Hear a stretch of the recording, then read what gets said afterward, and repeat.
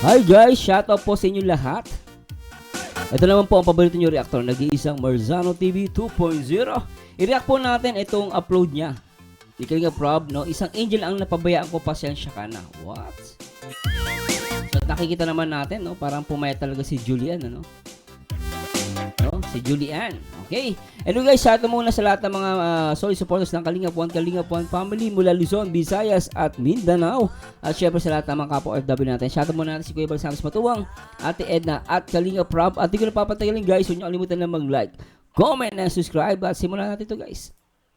So sabi ko, ito na yung time na focus naman ako sa inyo, yung mga di masyadong, mga walang masyadong supporters, di ba? Kasi sobra-sobra naman ang biyaya sa mga iba kong tutulungan, like ni Carla and Fiancé. So, ikaw, kamusta ka? But huwag ka maya sa amin mag-share, ano, andito Umayat talaga siya guys, oh. ako bilang kuya mo. Tsaka tama naman ako guys sa mga fans ni Carla, ni Beyonce, huwag po kayo sama na loob, no? Pero sa akin, honestly speaking, totoo naman po. Talagang, kumbaga, yung blessing nila Carla, nila Beyonce, talagang sobra-sobra na yun para sa kanila. At tama naman din na mag-focus si Kalinga Prob na sumuport dito sa, sa mga mahihinang Kalingap Angels or, yan, especially sa mga beneficiary niya. So, ganun po, no? At ako, ako doon, support ako kay Kalinga Prob, no? At that's why we need to push this love team Carly. Okay? Tuloy natin to. Parang kapatid mo na turing mo sa akin. Isipin mo na kuya mo ako na pinagsasabihan mo ng mga dinaramdam mo, mga sama ng loob. Okay ka? Ano ba yung nangyari sa'yo? Sa inyo, family, or sa'yo? Balita ko nagka-depression ka daw eh. What? Nagka-depression siya? Matindi ang depression guys, nakakapaya talaga yan. Kaya alam niyo guys, sa panahon ngayon, talaga marami na depressed ngayon. Marami. Financially, emotionally, spiritually. Marami na depressed. Pero meron naman tinatawag na clinical depressed siya. Kumbaga, parang nasa loob ng katawan niya talaga yung depression. So, tuloy natin to. Medyo parang gano'n na po. Parang papunta na nga po dun sa ganung stage po baga. Yung nakaraan po, ako lang man po yung kasi po nag-usap na din naman po kami ni na mama. And sabi po nila, sa kanila po parang hindi man po sila yung baga pong pinipressure po ako sa lahat. Ako lang po talaga. Oo. So lumalabas, hindi naman siya pinipressure ng family niya. Siya lang talaga, sabi niya. No? At malinaw yung guys, pero tuloy natin. Kaya po sa mga po na... Parang ang sabi is parang napipressure ka kasi bilang panganay, gano'n. Yes po. Ngayon, nafe-feel mo ba na napipressure ka? Siya po. Kasi nga panganay ka and gusto mong gawin lahat para sa iyong pamilya. Tapos po yun, sabi po ni mama, kung ano daw nga po itong sa kanila ni papa, wag po namin po bagay. Parang wag po kaming makikisali. Sabi ko po kay mama, syempre po, panganay po ako. Kaya parang gusto ko kumbaga makatulong. Pero sabi po nila, hindi man po nila parang inaasa or inuobliga po baga kami. Syempre po, ako po, hindi man po ako syempre. Kaya po yun po bagang sa vlog po namin ni na kuya, may part po sa akin doon na ayaw ko pa sanang i-open yun kasi alam ko po na parang... Ano yung part? Yun nga po sabi ko doon na parang nga po ako sa amin at Parang po, sa family nyo, parang ikaw yung kumbaga dala-dala, nagpapasa ng mga kaya po yung po Nakikita ko sa kanya rito guys, talagang ako nakikita ko agree ako sa kanya na wala sa parents kasi sinasabi ng parents wag siya ma-pressure. Kaya lang siya yung sa sarili niya, pinipressure niya yung sarili niya, which is para sa akin mali yung guys this is only my opinion guys, wag niyo sasama loob ninyo. Pero nakikita ko dito si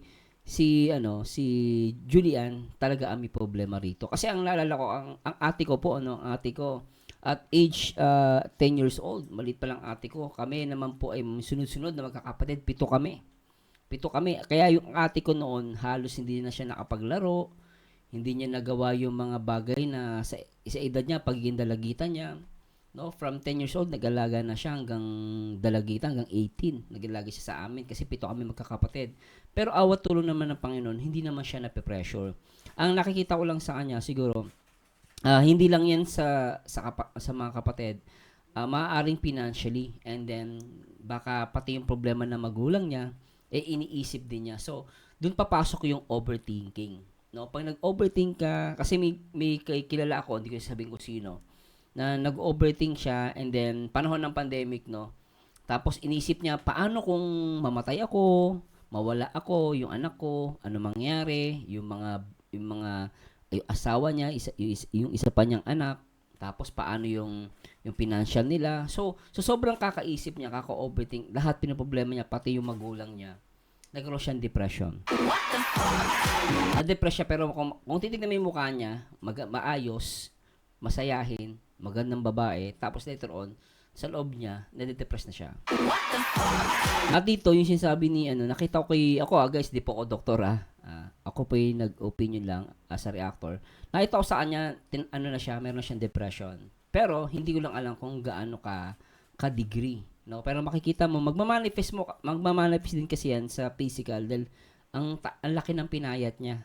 No? So, lumalabas, meron siyang depression.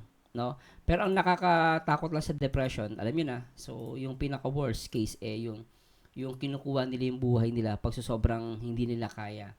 So for me, this is good, no? At kinausap siya ni Kalinga Prab, and then sa mga supporters ng Love Team, sana makita natin to na yes, meron tayong mga bias, meron tayong gusto suportahan, pero kita niyo naman guys, no, yung ganun thinking mawawala na yun may isip mo kung solid ka man Edsy, solid Danjoy ka, solid Jomcar ka, mawawala yung pagka-solid mo Kasi lalabas, kailangan mo tumulong dito sa Carly.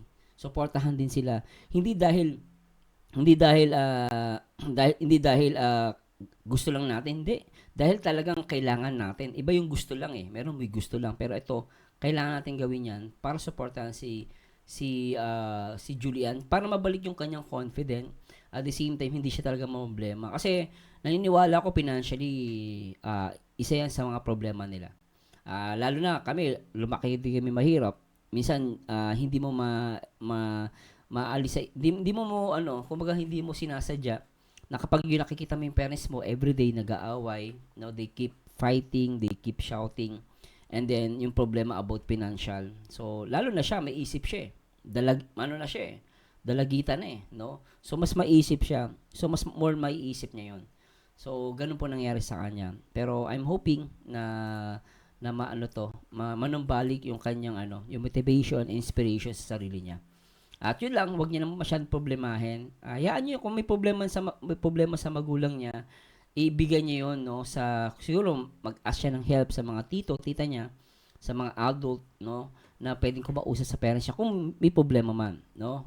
Pero poproblemahin mo lahat, mahirap po yun. Kung may nasabi ba, mali, i-correct nyo guys. And the same time, syempre, above all, magtiwala tayo sa magagawa ng Panginoon. No, tuloy natin to. Parang, naisip ko na din po talaga na parang, ay madadamay na naman po sa mama, ganyan. Pero yung totoo, ano ba talagang ikaw, saan ka nahihirapan? Sa akin po, sa totoo lang po talaga, ako po sa financial po talaga. Tama ako, di ba? Financial talaga Financial kasi nung sinabi niyang problema yung natin niya. So, financial yun. Pero kung sinabi niya naghiwalay, may problema sila personal. So, may isip mo, hindi yung financial. Pero yung nabanggit niya kanina, na tulugan ko na financial talaga yung problema nila. No? Pero tuloy natin to. Financial support. Yes po, lalo po baga at dami po namin nag-aaral, mga aral pa ganyan. Yan. Tapos mga college ka pa. Mga college pa po ako. Kaya yun po talaga yung grabing pressure po na siguro po, di po nila yun na syempre po, ako po iba po kasi nasa akin po talaga. Parang lahat po gusto kong parang pasanin po baga, although di ko pa mapakaya, ganun.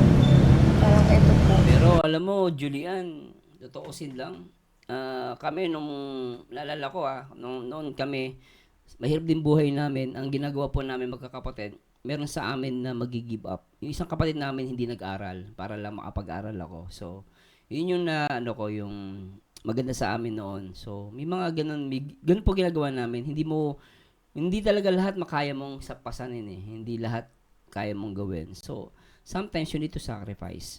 Ganun lang. So, either may mag-sacrifice sa inyo o baka pwede huwag ka muna mag-aral. Kasi talagang di nyo kaya eh. Bakit nyo ipipilit kung di nyo talaga kaya? No? Pero dahil nasa social media siya, nasa kalingap siya, for me, kayang-kaya niyang ano yan. Kayang-kaya niyang supportahan yan. Sabi ko nga, through Carly, sa kanila love team, supportahan po natin. At ako as a reactor, ngayon, gusto ko talaga supportahan sila. Actually, sinusuportahan ko naman talaga sila guys. May mga reaction video ko sa kanila. Yung nga lang di tuloy-tuloy. Pero for now, I think, kailangan talaga natin siya tulungan. No? At yun lang, double effort lang sa reactor. No? Pero, para sa akin, hindi mahalaga yung views. No? Supportahan natin sila. At sana sa lahat ng mga love team dyan, no? Kung may sinusuportahan kayo, solo, nasa inyo po yun. Pero ako, ini-encourage ko lang po kayo. At nakikiusap lang naman po ako na supportahan natin siya. Alang-alang na gumaling siya. At alang-alang na makasurvive sila. Kasi alam ko po yung hirap ng buhay. Lalo yung sa pag-aaral. Magastos po ang pag-aaral. No, hindi po biro. Bakit dumaan sa point na parang, yun nga, parang nakaranas ka na ng depression? Bakit dumating sa point na ganun? Ano po? Ay.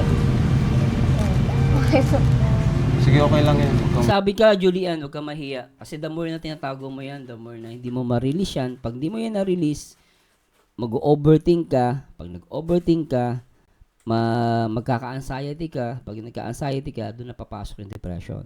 Pag nagkaroon ka ng depression, yan yung point na hindi ka na makatulog, hindi ka na makakain hanggang sa bibigay yung katawan mo. At hindi yan makakatulog sa sarili mo. Kasi, ano yan physical na yan at emotionally. So, unang-una sa lahat, sa brain pa, mahirap. Talaga. Huwag kang maya sa akin. Dito ako para tumulong sa iyo. Siyempre, paano kita matutulungan kung hindi ko naman alam yung kwento.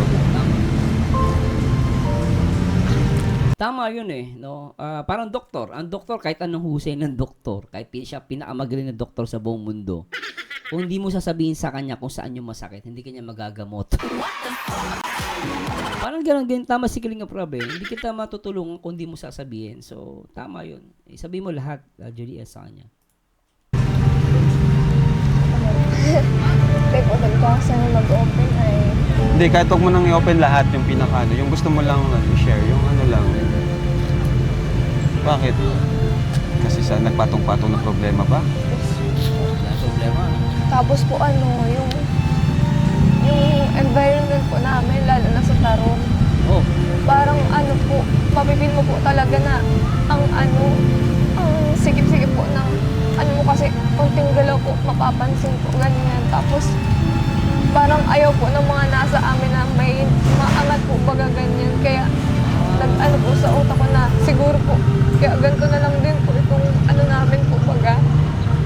Kasi may mga tao pong hinihila po kami pababa.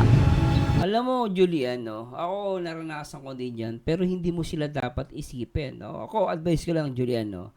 Naranasan ko din yan yung parang, kasi nag-aaral kami noon, syempre, itsura mo, ang payat-payat mo, tapos yung damit mo, polo, ang laki-laki. Paano yung damit na binigay sa'yo? Ibinigay lang, donate lang. O kaya galing pa sa pinsan mo na, syempre, di naman kailangan, pinagamit sa'yo. So, may tendency, ganun talaga, may mga kapitbahay ka, pero huwag mo silang tignan, huwag mong pakialaman. So, ako nakikita ko sa kanya, guys, hindi mo na siya masisisi. Kasi may mga tao talagang exceptionally, strong May ganun, wala silang pakialam, kahit sabihin mo, di ba? Pero may mga tao, they very sensitive sa mga ganun. Siguro may masabi ka lang sa kanya, i-detect yun, too much. Hindi na siya makakatulog. May mga ganun tao, di naman natin ginajudge yun. At nakita ko sa kanya, ganun siya mag-isip. Medyo pinapansin niya lahat. So, yun nga tinatawag nilang the art of deadma. Kung meron sa lugar ninyo, kasi kahit saan naman lugar, kahit saan ka pumunta Minsan nga dito sa Singapore, sa MRT, Siyempre, subukan mo nakachinelas ka lang. Simple lang yung damit mo. Pag sakay mo ng MRT, magugulat ka, may mga Pinoy. Pagpasok ng MRT, kung tignan ka mula ulo hanggang pa, akala mo naman may pera eh. Oh. Ngayon, pag yung pinansin mo, last time nga, di ba, naranasan ko nga, nakipag-meet ako sa mga ibang supporters. Simple lang yung damit ko. Siyempre, engineer ako, di ba? Tapos ang damit ko, simple lang. Siyempre, nakapambahay ako. Siyempre, mag-meet lang naman ako eh. Hindi naman importante kung ano itsura ko eh. Aba, pinagkalat. Mukha daw akong basorero. Mukha daw lang pera.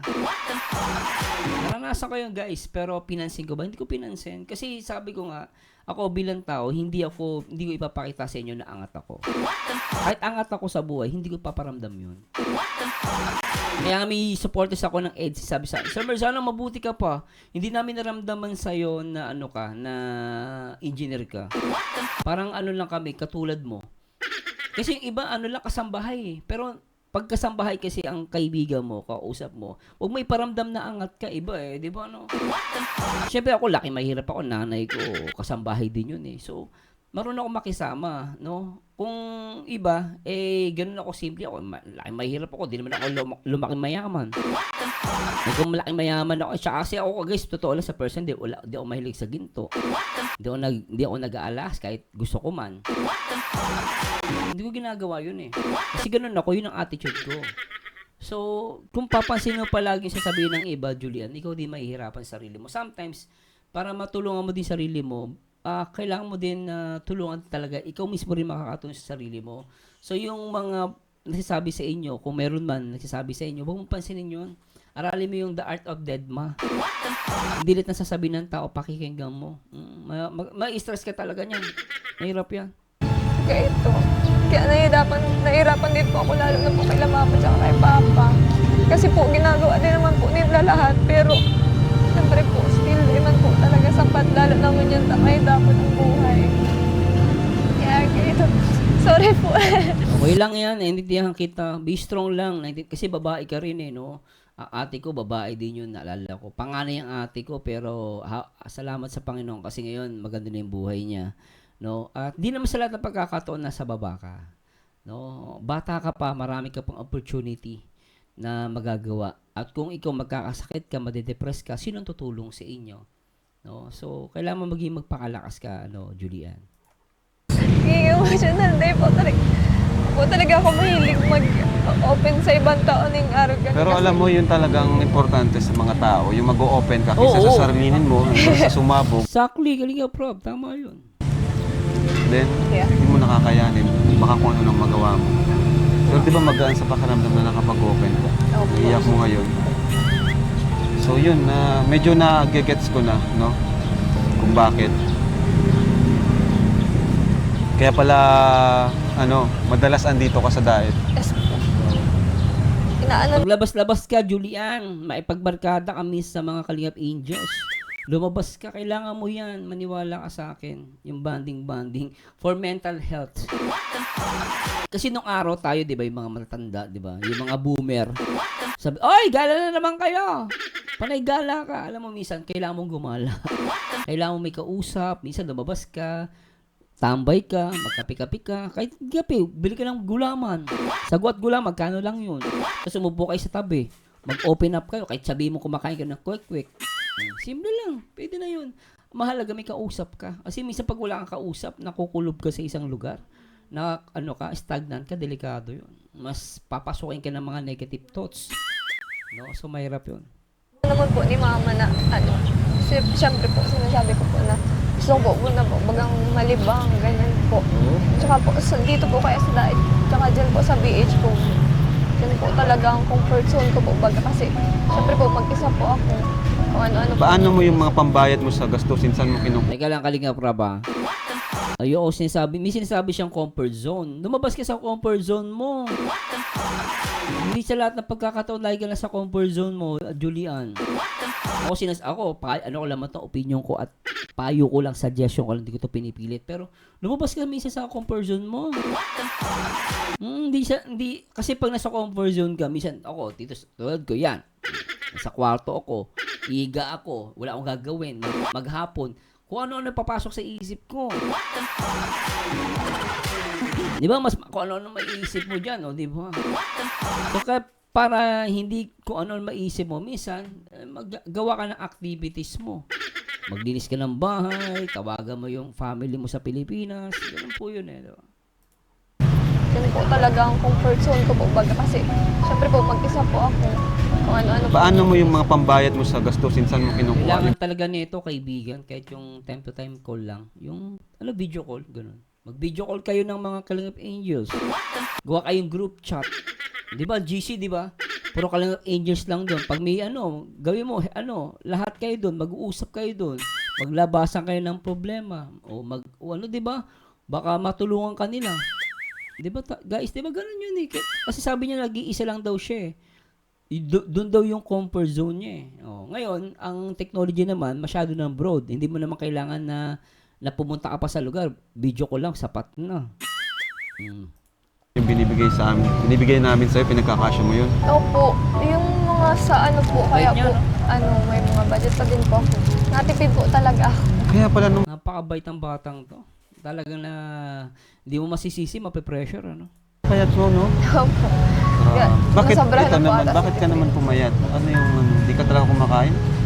Nung dati po, nagang parang nagjejeta-jeta po baga. Kasi po medyo may laman-laman po baga talaga ako nung mga nakaraan. Ano lang po ako, nagbabawas-bawas po ako ng kain. Babawas pa pa nun. Tapos, Yun pong nag-start na po ako mag-DH, nasanay na po ako na. boarding house? Opo, yun pong grade 11 po siguro ako nun or pa grade 12 na. Nasanay na po ako na parang pag di po nakain, minsan lang, ganun. Tapos once a day po, minsan ganun lang. Once a day? Once a day ka lang kakain, magkakaproblema ka talaga niyan, Julian.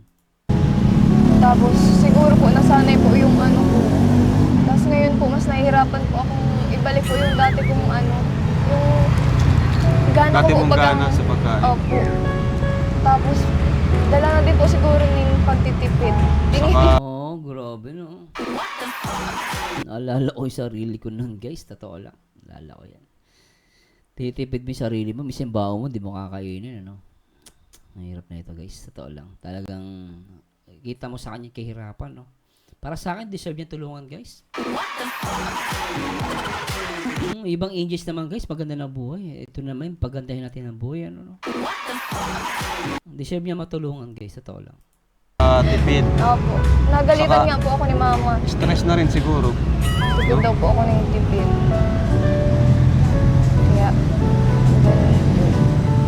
Kain ka na muna. Sige. sige po. Kayo po. Hayaan mo itong biscuit na ito. Magpapataba ito sa'yo kasi galing ito sa akin. To the rescue, sige ka, bro. Bingo. Kumusta naman kayo ikaw sa school? May mga friends ka ba? Napansin din yung pagpayat mo? Walang kaibigan. Dati po meron. O, di ko po alam kung bakit.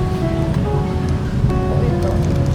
Kaya po, sinasanay ko po talaga ang sarili ko po baga na huwag pong sa mga tao. Parang masanay po sa, na andyan po sila sa time na ganito. Pero pag sa akin po talaga yung experience ko po nung grade 12 na po ako, siya po din nagdagdag po ng bigat po sa akin kasi nakakaselos po baga sa ibang tao na may kaibigan po sila tapos laging kasama po sa school ganyan. Kasi ikaw wala? Ako po wala.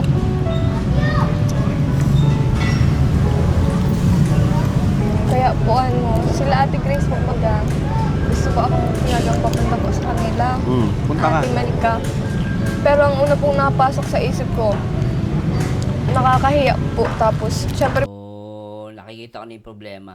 So, medyo mahina yung niya, no? Yung self-esteem niya, yung confidence niya mahina, mababa. po, pag wala po baga akong pera, ganyan. Pero sila po, di po sila naisip ng ganun ako lang. Kasi siya Kaya lang talaga may problema eh. Nakikita ko, kailangan niya tulungan yung sarili niya eh. lang bahala sa'yo. Sila Grace. Ikaw mahihiya? No? Nahihiya lang talaga siya. Siyempre, hindi naman siya makapal na mukha. Ito yung iba makapal na mukha ang tataba. Oh, kilala akong ganyan eh. Ang kapitbahay namin dati. Oo, ang tawa. Paano, hindi magugutom? Eh, paano? Lahat hinihingi.